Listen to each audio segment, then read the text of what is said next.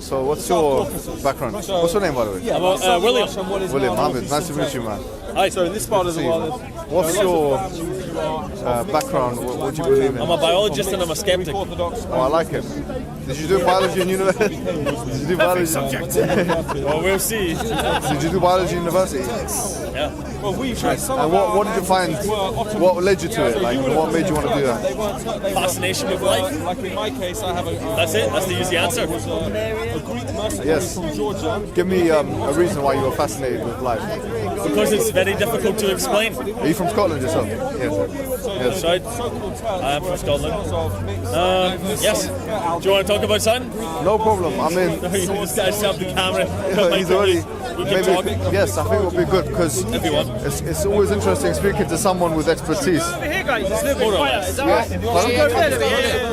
More or less. in a subject.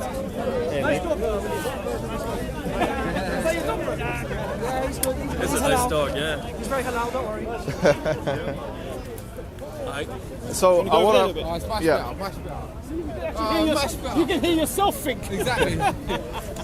So William, I want to ask you a question. Sure, go for it. What's your thesis of how we got here? Not as biological entities, but I'm speaking about the bigger picture. How do you explain it, or what's your understanding of it? It might not be as satisfying a conversation as you think it might be because Yes. generally my answer is I don't know. Which leaves a lot of people like, fuck, that was a shit conversation. Let me ask you a understand question. Let me put forward a series of statements, and it'll be very much straightforward statements. Okay, I'm not going to. And you tell me whether you agree or disagree. I might not be able to do that. I don't like yes and no situations. No, Life is very complicated. I don't know. It's nothing about life. I'm speaking about the bigger picture. And then we can go zoom into life. Yeah. Just tell me whether you agree or disagree. Well, we'll see. All right. Proposition 1. There is no doubt that there is existence. Something exists. Yeah. Okay, something exists. You agree? Proposition 2. That existence is divided into necessary and contingent. Now let me explain the terms. Let me define them. A necessary existence is something which exists without depending upon something else. A contingent existence is something which depends upon something else to exist. Moreover, if you take it out of existence, an impossibility will not occur. Do you agree with that? No. Okay, so explain why you don't agree with that. It's a presupposition that you can't prove or disprove. I believe it's possibly the easiest thing to prove. How would you do that? All right. There's two options. There's three things possibly that could exist. There are impossibilities which cannot exist, like a squared circle. Right. Can't exist. Agreed? You have contingent things, which are things which depend upon other things to exist, like me and you. You depend upon your parents, I depend upon my parents to exist. Sure. And there are things which don't depend upon anything to exist, necessary existence. Would you agree that this is a fine classification? No, we don't know. From my perspective, we don't know the origin of the universe. I have said nothing about the universe. Well, things that exist have to exist somewhere. No, look, in my statement so far, I've made zero mention of the universe. I haven't said nothing about the universe. Yeah? All right. So far, I have been speaking ontologically, okay? Which means I've been speaking abstractly. I've not been speaking cosmologically. I've not been making mention of things of the universe, right? So, let me tell you why it's impossible for there to be only contingent existences. Tell me. If there was only contingent existences, we would not necessarily exist. Okay. Because it's impossible for there to be a series of dependent things. That's an impossibility. Who knows? No, this is a mathematical thing, right? Like, you have mathematical sets, yeah? A set. If you have a series of things, which are all dependent upon something else, you need something outside of that series which is independent in order to make those things exist. Existence would not be possible without a necessary existence. Maybe so. No, it's not maybe. This is yes or no. Because I'll tell you why. Well, for me, it's not Well, because I go don't ahead. believe it. I don't believe. Like I say, it might not be. It might Give not me an go the way- alternative. It might not go the way you think. Well, because I'm of the position that I don't believe in people knowing the truth. I think that reality is much more complex than we can understand. There's such things you can explore, like different levels of spirituality, higher levels of awareness, altering your mind state with psychotropic chemicals, seeing different places and realms, which are talked about in many different belief systems, in fact. Beings, other entities, other ways of living. These things are, I think, far more complex than we can distill into like one book. So that's my stance. I mean, we exist, and that's fine for me. Okay, no. These are all cosmological realities. Yes? I know where you're going. I'm but it saying doesn't- 2 plus it 2 doesn't equals prove to me. 2 plus 2. 2 plus 2 equals 4. Is not a cosmological reality. It's something in the mind. It's an abstractation. It's an abstraction, if you like. Yeah. Well, I can say yes, and then we can continue if you like. But No, is it not? I mean, can you prove it otherwise? Can you? let's accept it and let's see where you go with it. Well, I can tell you from as a matter of fact, okay, that no human being who's a philosopher, from Aristotle, who wrote a book called The Metaphysics, up until Bertrand Russell, who died very recently, yeah, who attempted to say logic and mathematics were the same thing, can prove that mathematics, for example, is in the real world from a cosmological perspective. It's an existence. We agree that mathematics exists, but it's not a cosmological one. Going back to what I was saying, in the same way now, contingency, and which is possibility. Possible existence means it's possible for you to have worn another jacket today. Yes? It's possible for that jacket to have been another jacket. But you copied him. Yeah, yes, but you've had to copy me. No problem. Or maybe it's the opposite. Now, here the point I'm making is, all I'm saying is that we can classify existent things into possible existence and necessary existence. In other words, if you take this thing out of existence, nothing else would exist. That's a necessary existence. Okay, Yeah, all right, perfect. Sure. You agree? more or less. No problem. But you see the logic in that. Maybe so. I'm not an expert in logic. No problem. But No, the actual formalized logic. No, I've not studied logic it, is a- which is necessary to study it to be able to talk about it effectively. So I'm not. I an think, expert. to be honest with you, it's overrated in a sense because you have different kinds of logic. You have predicate logic, you have propositional logic. Even if you do, computer science, you're going to do logic to some extent, right? It just requires you to put things together here. All I'm saying is, you cannot, this is my statement, you cannot have a series of dependent possible things. You have to have one thing outside of that series that allows all of those things to exist. Otherwise, what does it depend upon, right? Why can you not just say that something needed to create that also? Then that thing that needed to create it is the necessary existent, right? And can it not continue? Turtles all the way down. What, into infinity? So into infinity in terms of number or in terms of quantity? Does it matter? Right, actual infinity or what kind of potential infinity? What kind of infinity are we talking about here? I don't know. Yeah, okay, so no problem. If you say it's an infinity, if the series is an infinite series, first and foremost, it's impossible to have an infinite series. Is it? Yeah, the reason why is because if you have an infinite series and you have something added to it, it will contradict its infinity, right? I don't know. I think A pi is series, an infinite number. a series is by its nature bound. By what? It's bound by the fact that it's a series. So if you put something into it, or if you take something out of it, it will contradict its infinity. But let's just say, for the sake, Well, we can keep going because this is boring. yeah, right. So there's a necessary existence. Yeah. Well, okay. Sure. Okay, so everything depends upon this, and it depends upon nothing. You can tell me that. but Okay, no problem. Maybe so. Now, if we agree that there's a necessary existence, which everything depends upon, and it depends upon nothing, can you have more than one necessary existence? I don't know. It's impossible to have more than one necessary existence because one of them will have to depend upon the other one. So by nature, there will only be one necessary existence. Correct? Okay. All right, so we talked about the fact that there must be, logically speaking, even on an ontological level, just using abstraction, there must be a necessary existence which everything depends upon, and it depends upon nothing. It must be one. And it also must be unique. Do you know why it must be unique? Why? Because had it had something, for example, if it was a composite, if it was a configured entity of many different parts, then it would depend upon its parts for its existence. For example, like yourself, right? You are a human being, I'm a human being, I have many different limbs, yeah, and parts. And without those limbs and parts, I couldn't exist.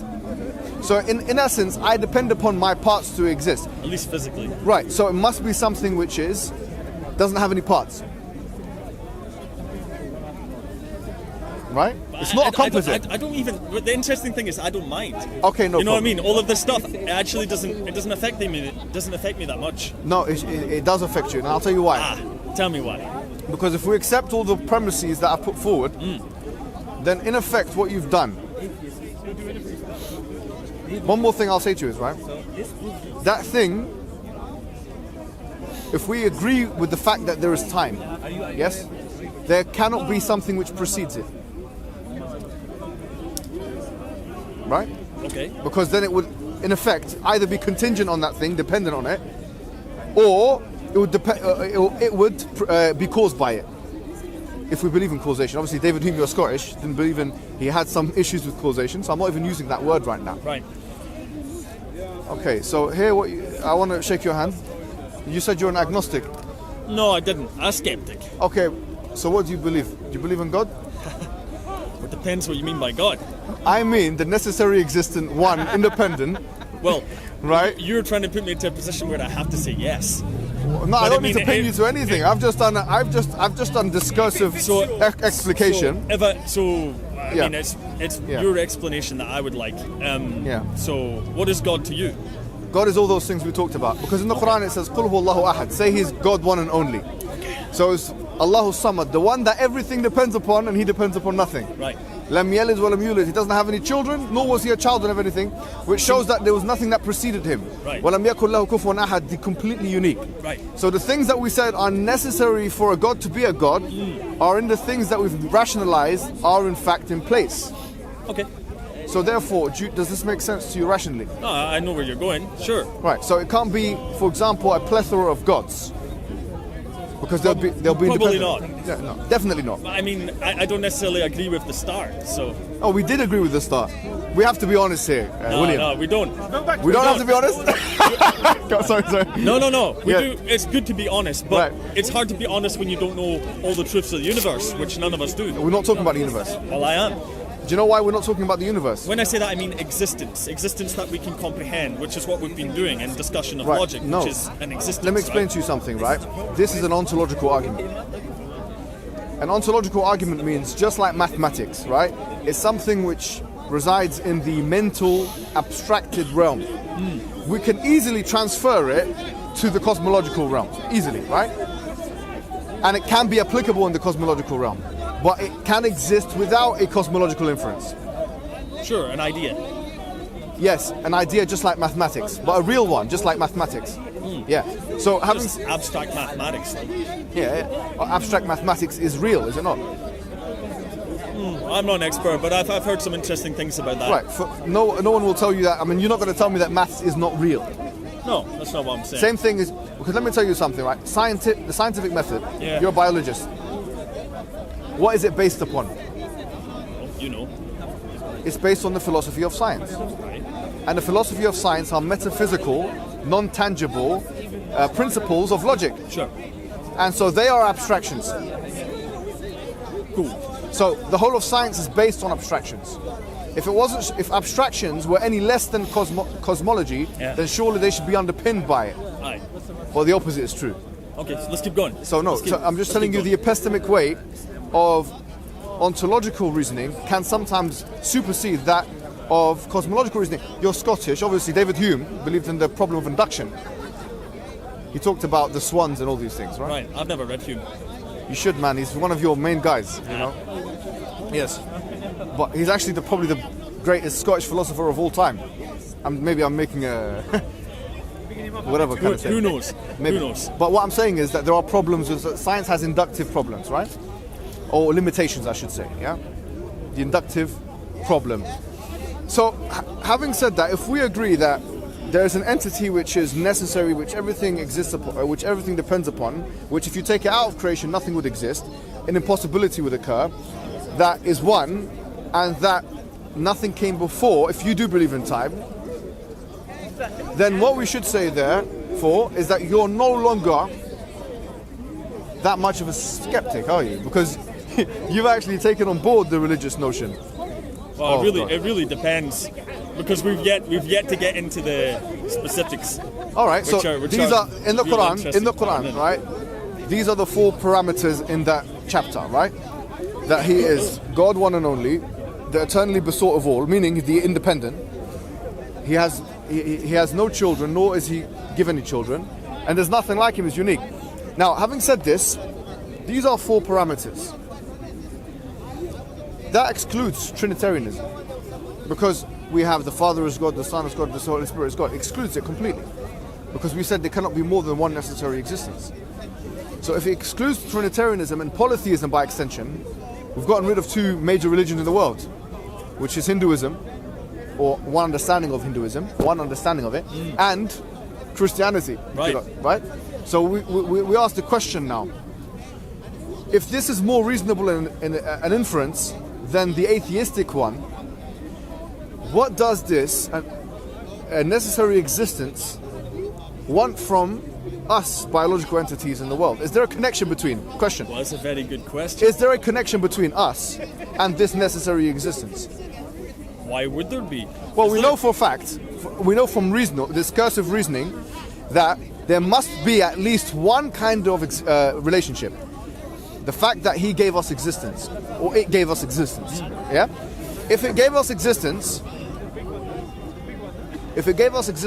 then there is a relationship of giving existence. That's one thing. Yes? Okay. So that's definitely there. Could it be a natural force that gave existence by being a natural force? It's impossible for it to be a consciousness to this entity and purpose when I don't see a logical reason that it would have purpose to doing it. It could be a natural force. The natural forces we can observe. Maybe it's mirrored. It can't You know be. what I mean? It cannot be material, and I'll tell you why. It cannot be natural. Why It not? must be immaterial. Well, it's made of something. Do you know? No. It can't be. In fact, that's one it's thing. nothing. Logically, it cannot be a material entity, and I'll tell you why. Everything which is a material entity is a composite configuration, and as we discussed, a composite configuration is dependent upon its constituent parts. If something is dependent upon its constituent parts to exist, it must be dependent, and if it's dependent, it can't be necessary. Right, no, I understand what you're saying. Right, But perfect. I just like So to it think ca- deeper. Therefore, it cannot be material. I didn't necessarily say material. Well, I said natural. a natural force. What do we mean by natural? Well, both of us here are not experts in the cutting edge of particle physics, right? No. So we don't know all that there is. We're discovering more things every day, Physics is apart from this discussion here. conveniently. Eh? Oh, it can be if you want it to be. Well, why not? Well, we can bring it in, but what I'm saying is we can have this discussion without having a cosmological inference. That's how deep it is. This is almost as if it's a mathematical discussion. Well, why not be all inclusive? We can if you want it. I would To- prefer. It makes more sense. So, but we have already from first principles agreed that it makes sense from this ontological level. I haven't agreed. The universe could have always existed. I've said nothing about the universe always existing Okay, or not. come on, you're being pedantic. Let's go with that. We've talked about ontology. Existence could have always existed. No problem. Doesn't need to have a start. Do you believe that the universe always existed? I have no idea. I have absolutely no idea. Look, no idea at all. You're a clever man, right? Who knows? You are. You've completed a degree in biology and you're a clever man. Maybe I We've cheat. made an ontological argument. It's been done now. We know there must be a necessary existence. If you say the universe always existed, yeah, which we don't agree with, right? We. Who's we? Let's say, for instance, the theistic position, or to be more specific, Muslims. We believe that the universe had an explicit beginning and that God created the universe ex nihilo, which means from nothing, yeah? Right. However, let's go with the fact that, for the sake of argument, no problem. I mean, today I want to, you know what I'm trying to say? I want to give it to you. Let's go with it. The universe always There's existed. much bigger problems coming your way. Has time always existed? Who knows?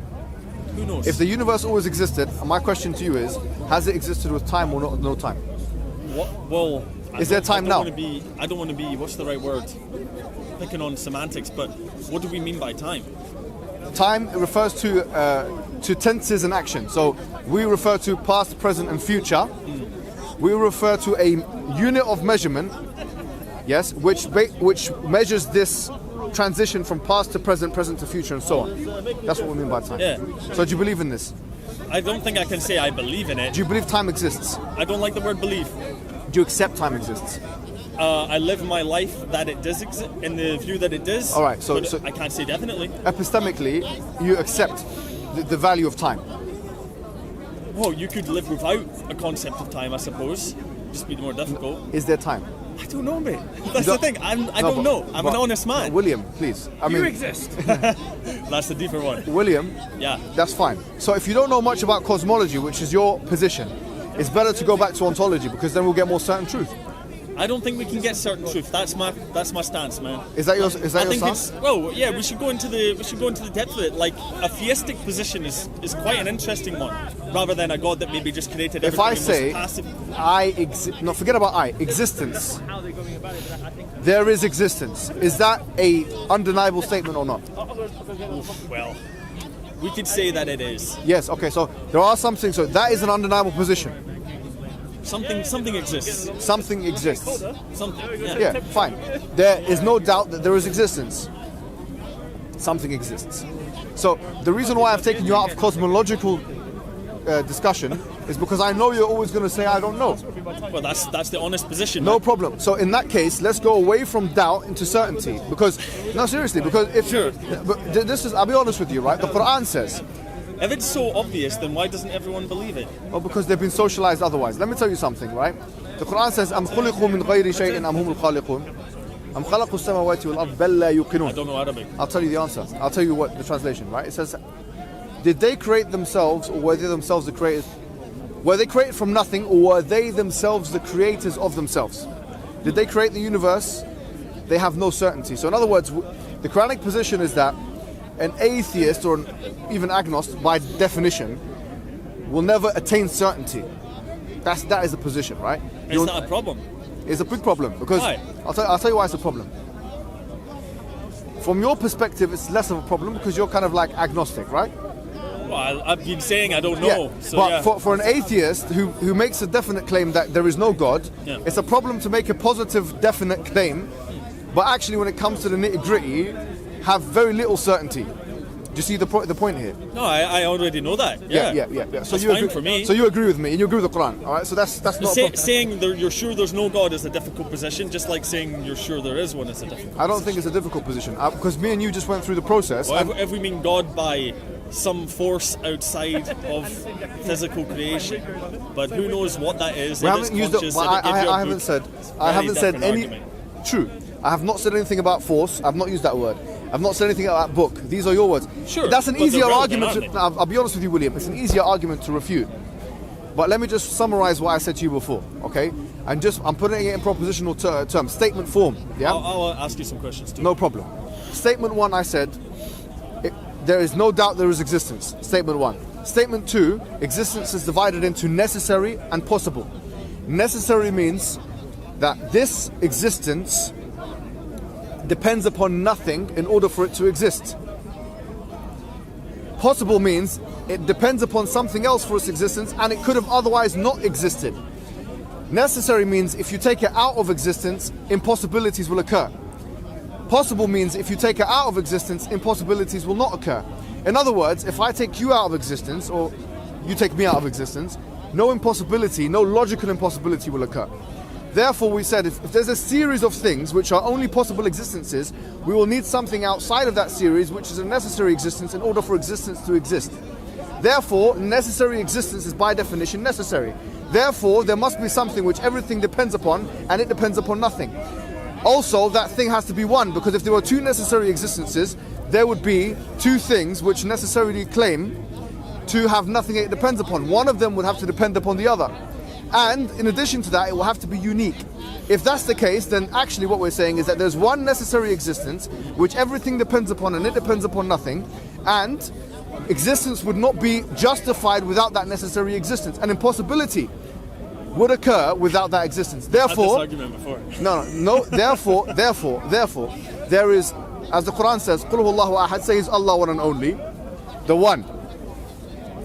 Allah Samad, the eternally besought of all, the independent, the thing that everything depends upon, and He depends upon nothing. Lam yalid wa lam yulad. He does not have. He's not a child of anyone, nor is he. Does He give a child? Understand. Wa lam yakul lahu kufuwan. And there's nothing like Him at all. It's unique. The parameters that the Quranic discourse puts forward are not only immediately realized, could be argued from an intuitive perspective, but also, right, logically attained through discursive explication of ontological argumentation, like I've just done right here. We don't even So- need to go into cosmology. Let's talk about that. So let's say consciousness, right? Yes, We have no idea what consciousness is. that's nothing to do with the argument, right? Is it? Yeah, not? consciousness is Well, very I'm just very gonna interesting. I'm going to keep talking because I think it's interesting. Okay, go ahead, go ahead. Let's say this consciousness that we apparently view the world through, right? We don't know where it comes from. We haven't discovered that in science. Maybe we won't. Who's to say that that force right there is not God itself? Yeah, okay, so we say that God is. Why not? We say that the things, because God is a semantic term that comes from the German word gut. It has connotations, especially for an atheist. He doesn't like the word. So look, don't talk to me about God, right? That's why I'm saying, let's just say the thing that we've just discussed here. Or maybe With the parameters. experiencing itself. We're saying that you have two things here. Number one, you have this reality, which is the ontological basis for God's existence. Then you can say something else. If you believe in causation, you can make the Ghazali argument, which is that everything that begins to exist has a cause. The universe began to exist, therefore the universe has a cause. If, of course, you don't believe the universe began to exist, then you don't need to say that this argument doesn't apply to you. But we don't need the argument. Okay. Yeah. Can we? It's a nice spiel. Right. So let's take it further. So let's say all these things are right. Yes. Where do we go from there? We go from there. We ask the question why now? Because what does the necessary existence, what does this samad, if you like, the thing that everything depends upon, and it depends upon nothing, what does it want from us? That's an interesting question. Right. Why would it have wants? Okay, why did it put us into existence? That's the question. And this is a logical question. I've heard the answer, and I find it exceptionally dissatisfying. Okay, tell me why. Exceptional. What is the answer? To worship it. Okay, tell me why is that? What is worship? That's my question. Right. What is worship? That's a great thing. Let me answer the question. Tell me. Worship is submission of will. Submission. Yes. Interesting. Yeah? It literally means that you voluntarily submit your will to the necessary existence. It's really what worship is. Let me tell you what worship Is is. it Right? asking for our life and energy? Is it No. asking for our life force? Let me tell you Sounds exactly what worship is. All right? Right. Worshipping is realizing who you are. That's all it is. That's interesting. Yeah. It's all it is. To worship God is to realize that you're a dependent. So we don't have any real power. Absolutely. That all of your power is ceded to you from the necessary existence. Your existence is as a result